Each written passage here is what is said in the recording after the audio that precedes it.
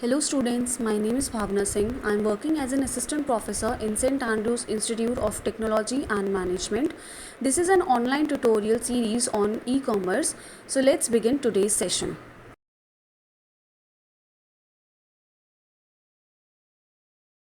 Students, today we will start with Unit 3 and this is our lecture number 9, and these are the topics that we will cover in today's session, that is protection of e-commerce assets, protection of intellectual property, how to protect client computers, e-commerce channels and e-commerce server.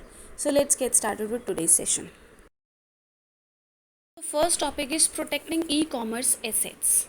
Protecting electronic assets that comprise electronic commerce system is not an option but a necessity if commerce is to grow strong.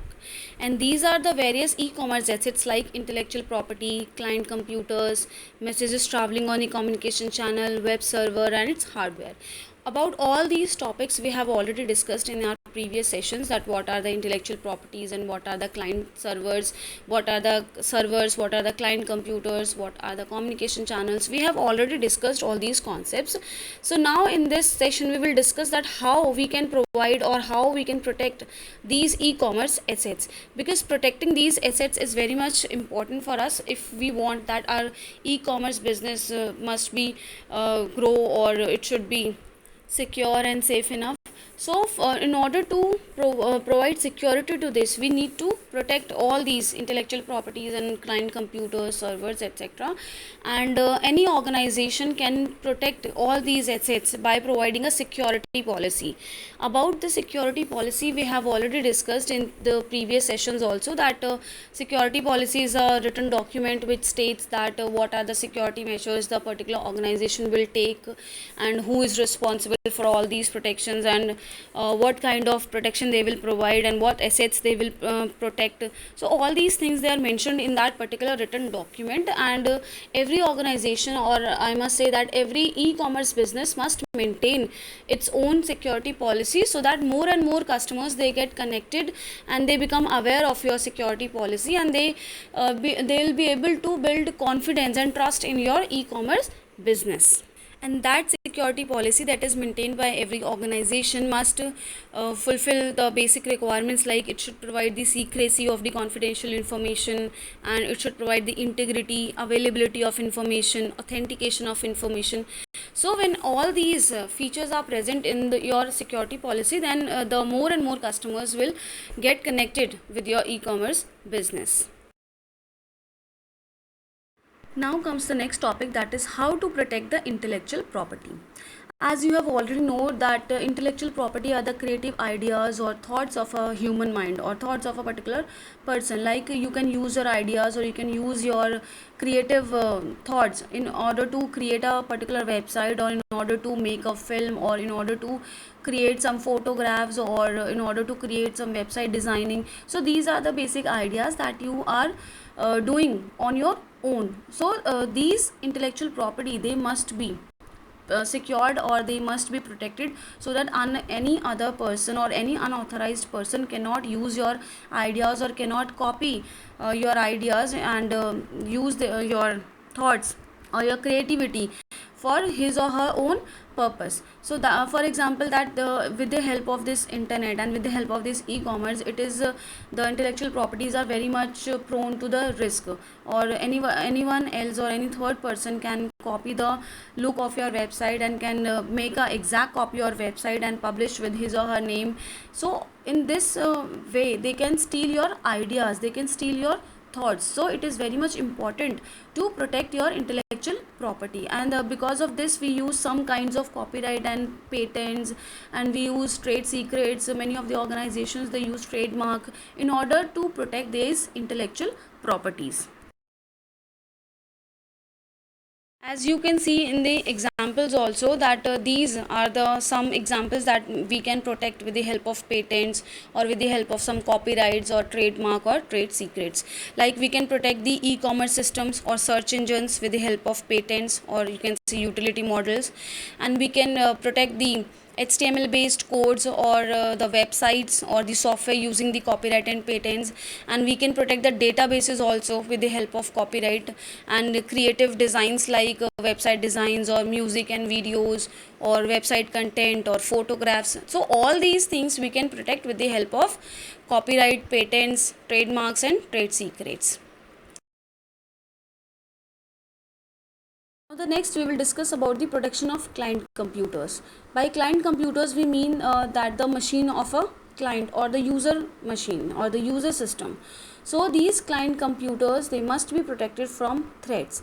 By threats we mean that various attacks or the various damages that can cause loss of data or that can cause the entire system crash down. So all these attacks are known as the threats. So our computers or our client computers or user machines, they must be protected from these threats. Active contents can be one of the most serious threats to client computers, and these threats, they can hide in web pages, downloaded graphics and plugins, email attachments, etc. That means in our client computers, they are more prone to the viruses or the threats that may be downloaded with some web pages from the internet, or they may be downloaded with some graphics, or they may come as an attachment in the email, or you can say the spam mails. So these are the vulnerable threats, all these are the vulnerable viruses that can attack our client computers. So we have to protect our client computers, or we have to protect our machines from these viruses and these threats in order to protect our data.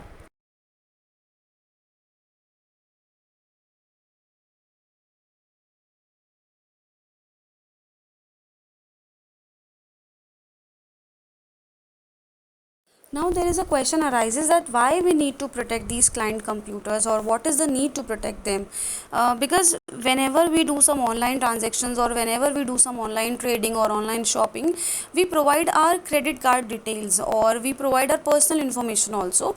So and these information, they are contained in the cookies. So any other third party or any other unauthorized person, they can use, or they can intercept the cookies in order to access our information. So it is very much important to protect these computers so that nobody else can get access to our personal information. So therefore these are the methods by which we can protect our client computers also. That is, the first one is digital certificates. Digital certificates are a kind of file, or you can say the password protected files that contains the information regarding the authenticity of a person, or with these digital certificates we will be able to identify the identity of a particular person or identity of a particular organization. Then the second, we have the browser protection. Browser protection means nowadays many browsers like Internet Explorer or Netscape Navigator, they comes with a inbuilt feature that provides a kind of warning to the users whenever they download some stuff from the internet. So they allow the users to monitor all these content on the internet whenever they downloaded some.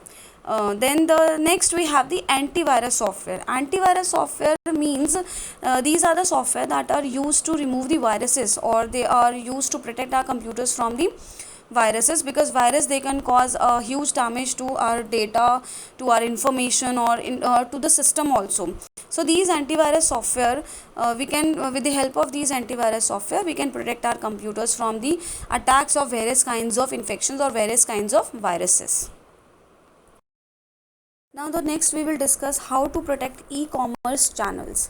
E-commerce channels are the communication channels, or you can say the links between the source and the destination whenever we pass the information. Or so these are the channels through which the message is transmitted between the computers.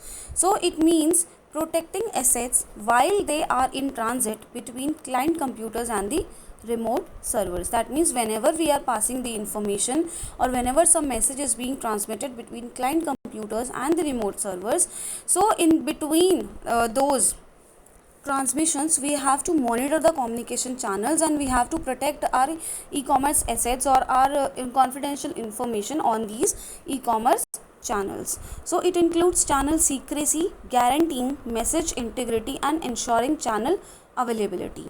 So these are the methods that we should provide secrecy, and we should provide integrity and availability of the message, so that the message can be reached safely and securely at the destination node.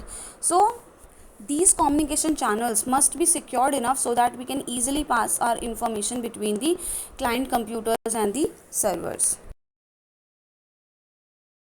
Now the next we will discuss that how we can protect these channels. A secure channel will provide three things for the user.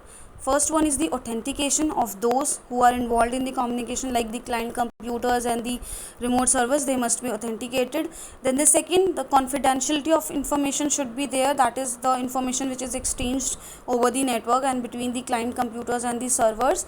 And the third one is the integrity of the information should be maintained, that is the message that we are passing should not be tampered or should not be modified in any changes. So all these are the things that must be protected, all that must be required in order to make the channels secure enough so that we'll be able to pass the information between different nodes. Then we can implement or we can establish certain protocols also that will guide the secure communication between these channels and between two applications, so that we can easily exchange the information. Now comes the next topic, that is ensuring transaction integrity. Transaction integrity ensures that any illegitimate user's modification to the message can be detected. That means whatever message is being transmitted between the client computers and the server, they should be integrity, they should maintain integrity. Like the integrity means that whatever message we are passing, it should remain as it is, and it should not allow any modification or any insertion or deletion to the message should not be done. So its integrity should be maintained, and it should be identified that whether any due to some human intervention or due to some electronic error, whatever changes have occurred, they should be identified. So this means that we are ensuring the transaction integrity. That means whatever information is being passed between the computers or between different nodes, it should not be modified or it should not be tampered in any ways. Now we can use these two algorithms like hash functions and digital signatures for ensuring the transaction integrity. First we will discuss what is a hash function. Hash functions are effective tools to help maintain integrity, and these functions are used as primitive for ensuring integrity of a message and for performing mutual authentication. That means these hash function, it is a process where a data, it or you can say a message, it pass through a certain algorithm, and which can be considered as a, you can consider it as a formula, or you can consider it as a series of some mathematical steps. So it the message is passes through these algorithms, and we apply the hash function to that particular data message, and the message on which we apply these algorithms or these hash functions, it becomes a hash value, or you can say it is a term called message digest. So after applying these algorithms to the particular data or message, it becomes the message digest, and it is impossible for a third party to invert this message digest or to intercept this message digest. So this is a one way by which we can ensure that whatever message is being transmitted, it is perfectly as it is, and it is not tampered or it is not modified in any ways. Then the second process we can use is the digital signatures. Digital signature is an encrypted message digest which is called a digital signature, and they are easily transportable, and this digital signature is an electronic signature that can be used to authenticate the identity of the sender of a message. That means with the help of this digital signatures, these are the signatures that are digitally signed by a person or any organization, and this identifies the identity of a particular person or a particular organization, and we'll be able to identify that the message has come from an authentic person or authentic sender. Now comes the next topic, that is how to protect the e-commerce server. The physical place where all the e-commerce transactions occur is at the server level. That means this server is a place where all the details regarding your actual website, regarding all the details about the products and services, regarding the customer databases, payment mechanism, so all these details, they are stored at the server level. So it becomes becomes very much important for us to protect these servers, because if there is any attack to this server or if there is any damage to this server, then we will lose everything that is stored inside it. We will lose the database, or we will lose the payment mechanism, we will lose the all the contents of the website. So therefore it is very much important to protect this data server and prevent it from any kinds of attacks. Now these are the certain tips that we can use in order to protect our e-commerce server from various threats. First of all, choose a secure e-commerce platform. Second, use a secure connection for checkout, that is, use a secure SSL connection. Then third, don't store sensitive user data. Fourth, request strong passwords from your users so that nobody else can intercept these passwords.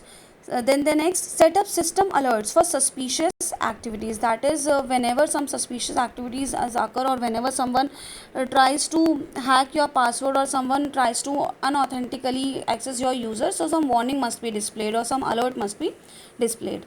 Then use tracking numbers for all orders, and always back up your system and database, so that if in case any loss or any damage occurs to your database, or any damage occurs to your system, so you will be able to recover all your lost data from the backup system. So therefore it is important to always keep a backup of everything that you store on your servers. Now these are the important questions based on today's session. The first one is, what are the various electronic commerce assets? How can we protect each of these? So electronic commerce assets are the client computers, intellectual property, e-commerce servers and communication channel. And in this question you have to explain each one of them, and you have to explain how you can protect each of them.